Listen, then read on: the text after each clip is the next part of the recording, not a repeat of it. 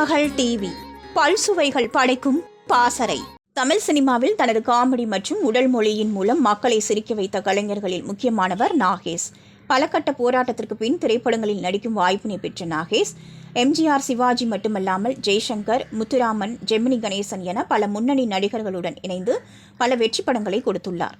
அந்த வகையில் கடந்த 1965 வெளியாகி ரசிகர்கள் மத்தியில் நல்ல வரவேற்பை பெற்றிருந்த படம் திருவிளையாடல்.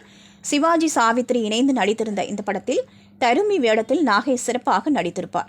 இந்த படத்தின் படப்பிடிப்பு நடந்த காலகட்டத்தில் மிகவும் பிஸியான நடிகராக வலம் வந்த நாகேஷ் அவர் படப்பிடிப்புக்கு வந்தபோது மதியம் வேறொரு படத்தின் படப்பிடிப்புக்காக செல்ல வேண்டியிருந்துள்ளார்.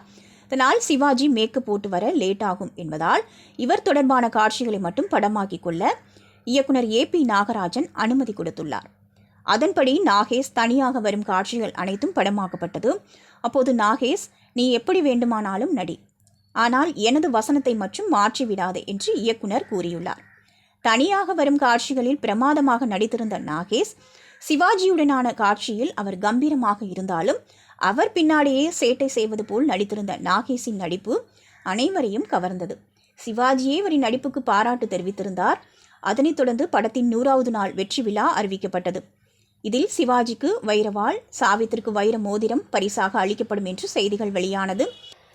இந்த விழா குறித்து பேச தன் வீட்டுக்கு வந்த உதவி இயக்குனரிடம் பேசிய நாகேஷ், விழாவில் சிவாஜிக்கு வைரவாள், சாவித்திரிக்கு வைர மோதிரம் கொடுப்பது போல எனக்கு 1000 பொற்காசுகள் அடங்கிய பை கொடுங்கள்.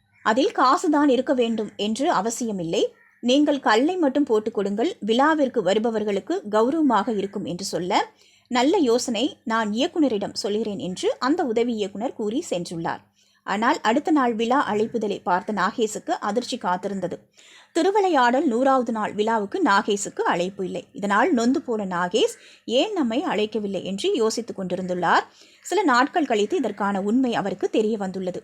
பொற்காசுகள் பையில் கல்லை போட்டு கொடுங்கள் என்று நாகேஷ் சொன்னதை அந்த உதவி இயக்குனர் நாகேஷ் 1000 பொற்காசுகள் கேட்கிறார் என்று இயக்குனரிடம் கூறியதால் அவருக்கு அழைப்பு இல்லை என்று தெரிந்து கொண்டுள்ளார்.